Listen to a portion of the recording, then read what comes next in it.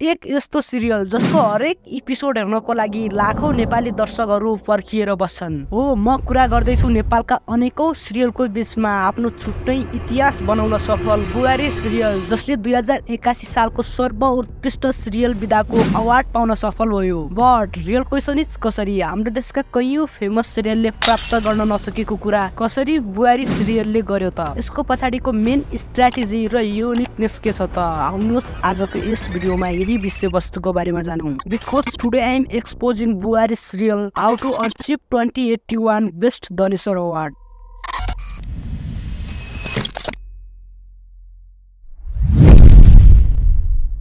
हुन त बुहारी सिरियललाई एक फेमस सिरियल बनाउनको लागि सानो सानो धेरै कुराले भूमिका खेलेको छ, तर मुख्य रूपमा भन्नुपर्दा मेन यिनी 3 कुराले भूमिका खेलेको छ। यसमा पहिलो रहेको छ बुहारी सिरियलको स्क्रिप्टिङ। 2021 जनवरी 8 देखि हालसम्म अपलोड भइरहेका सबै एपिसोडको स्क्रिप्ट राम बोहराले लेख्छन्। त्यो त तपाईहरुलाई थाहा नै होला। राम बोहरालाई थाहा थियो र छ पनि नेपाली समाजमा कस्तो कथाले मन जित्छ भनेर। त्यसैले त उनले हरेक एपिसोडको स्क्रिप्ट सँगै स्टोरी टेलिङ यस्तो तरिकाले गर्छन् जसले अडियन्सको एटेन्सन लिटरली पुरा भिडियोभरि बनाइराख्छ। यानाकि सर्टकटमा भन्नुपर्दा उनले स्क्रिप्टलाई बोरिङ हैन इन्गेजिङ बनाउँछन्। त्यसैले त उनले 40-50 मिनेटको भिडियोमा बिना स्किप गरी लास्टसम्म हेर्न बाध्य बनाउँछन्। तपाई इमेजिन गर्न सक्नुहुन्छ साथीहरु, कसैले 15-20 सेकेन्डको भिडियोमा हुक गर्न त गाह्रो हुन्छ भनेपछि राम बोहराले 40-50 मिनेटको भिडियोमा अडियन्सलाई बिना स्किप गरी लास्टसम्म हेर्न बाध्य बनाउँछन्। यो सामान्य कुरा हुँदै हैन,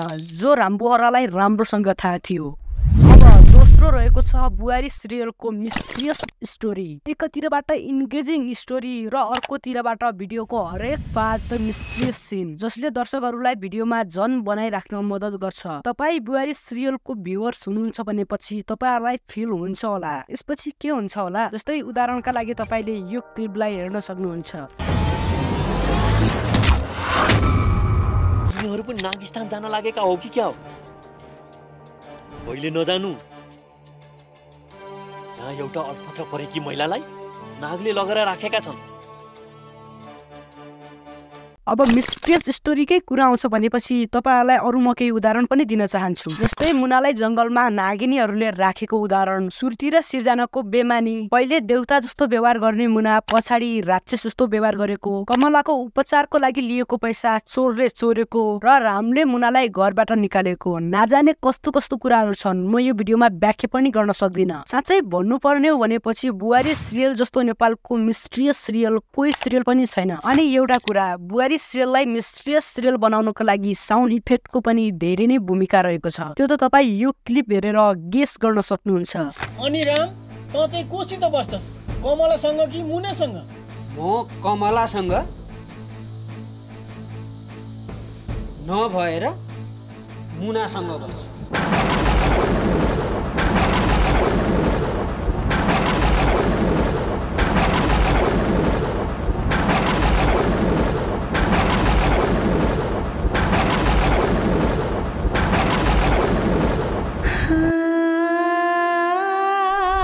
अब तेस्रो रहेको छ बुहारी सिरियलको क्युरियोसिटी। तपाईहरुलाई थाहा नै होला, जब तपाई हरेक एपिसोडको अन्त्यसम्म जानुहुन्छ नि एउटा क्युरियोसिटी जाग्छ। जस्तै कि उदाहरणका लागि तपाईले यिनी क्लिपहरुलाई हेर्न सक्नुहुन्छ। कमला आफ्नो सामान बोकेर बाटो लाग्दा हुन्छ।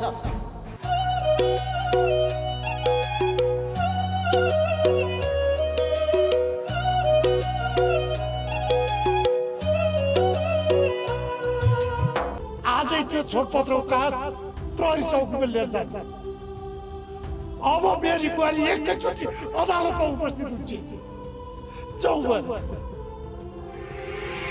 हरेक एपिसोडको अन्त्यमा यस्तो क्युरियोसिटी जगाउँछन् कि जसले दर्शकलाई अर्को हप्तासम्म कुर्न बाध्य बनाउँछ। जब म यो भिडियोको लागि रिसर्च गर्दै थिएँ नि, मलाई पनि त्यस्तै भएको थियो। मैले रिसर्चको लागि एउटा एपिसोड हेरेको थिएँ, तर मलाई बाध्य बनायो कि अर्को एपिसोड हेर्नको लागि, किनभने मिस्ट्रियस छ नि त्यहाँ। यो मलाई मात्र होइन, बुहारी सिरियल हेर्ने हरेक व्यक्तिलाई हुन्छ, किनभने सिरियलको लास्टमा क्युरियोसिटी हुन्छ जसले दर्शकलाई सोच्न बाध्य बनाउँछ कि यसपछि के हुन्छ होला त भनेर। बुहारी सिरियल नेपालका अरू सिरियल भन्दा धेरै नै युनिक छ। सिरियलमा धेरै नै क्वालिटी छ, जस्तै कि एडिटिङ, साउन्ड डिजाइनिङ, स्क्रिप्टिङ, क्यारेक्टरहरूको एक्टिङ र बुहारी सिरियलको कन्सिस्टेन्सी एन्ड मर्मत। सो आजको भिडियोमा यति नै।